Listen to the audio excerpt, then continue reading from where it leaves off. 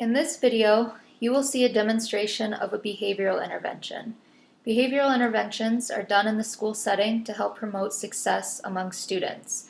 They are often needed in the classroom because oftentimes students have not learned appropriate social behaviors. One such intervention is sit and watch. This is also known as contingent observation. It's a behavioral intervention in which a teacher uses time out as a way for students to learn behaviors that are appropriate. They do this by observing their peers engaging in acceptable social behaviors.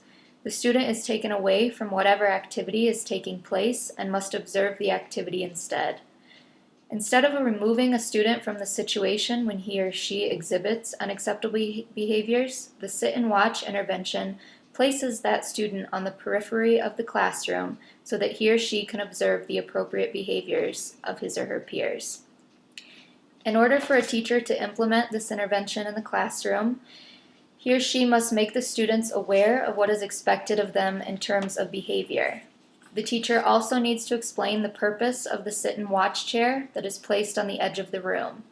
The students need to fully understand what is expected if they are sent to that designated area. If a teacher observes a child acting out or displaying an inappropriate behavior, then the first step is for the teacher to explain to that student the unacceptable behavior that the teacher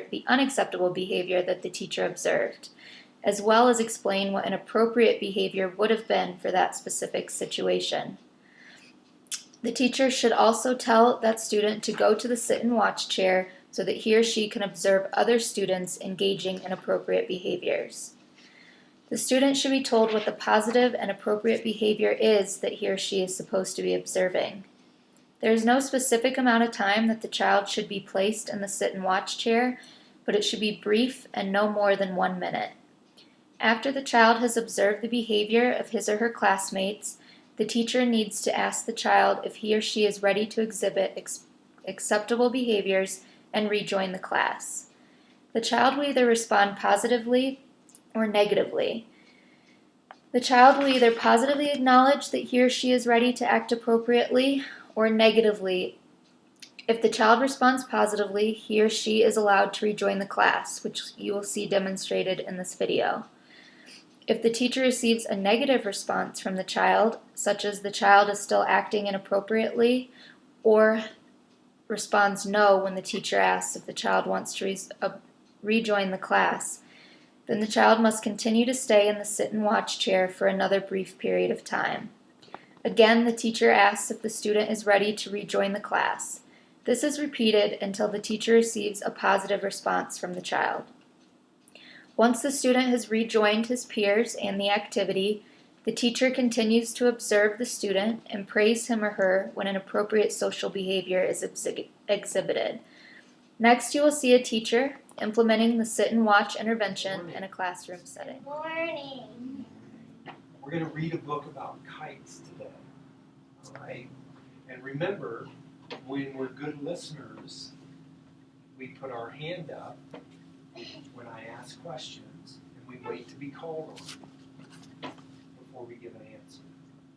And if we're inappropriate, if we're not good listeners and we blurt out answers, then I'll ask you to sit in the sit and watch chair.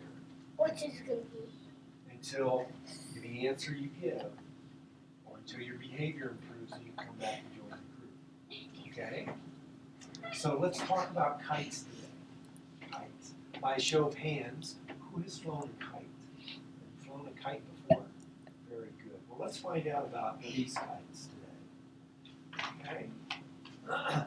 First of all, we have a red kite. A red kite flies. On a bridge. Oh. Has anybody flown a red kite before? Yes. Rocky, I'm going to ask you, remember, to be a good listener, you have to raise your hand, not blurt out answers to the group. So what I'd like for you to do is to go over and sit in the sit and watch chair and watch the group and watch for appropriate behavior, okay? All right, thank you. Okay. The second page we have another youngster flying another kite. What color is this kite?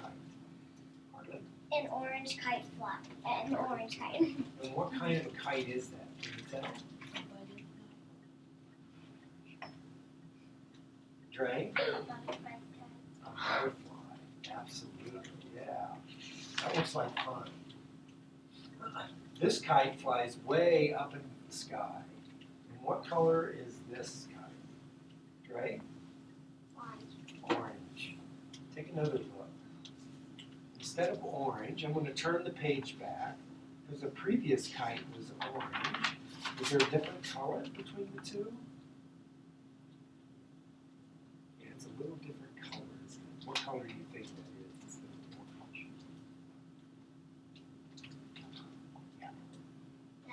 Yellow. Very good. Very good. Rocky, are you ready to join us? Yeah. Do you know the appropriate behavior when you join the group, and what is it? What do you have to do to come back? Raise your hand. Very good. Come back and join us. We have another young man who's flying another kite. What color is this kite, Rocky? Green. Very good. Green. And I appreciate you raising your hand and waiting till I call on you to answer the question. Very good. What kind of a shape is that? Did anybody know? Dre, what color? Like a sun shape. A sun shape, that's right. Kind of a sun-shaped green. Excellent. All right. We have another kite, a different color here, flying high in the sky. This particular kite says flies across the sky. And what color is that? Harley? Purple. Purple. And what shape? What kind of a shape is that? What does that look like? Rocky? The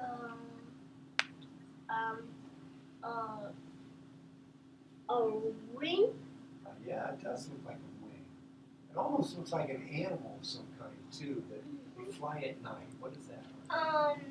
It could probably be a bat, or maybe it could be an airplane. Excellent. A bat or an airplane. And thank you for raising your hand.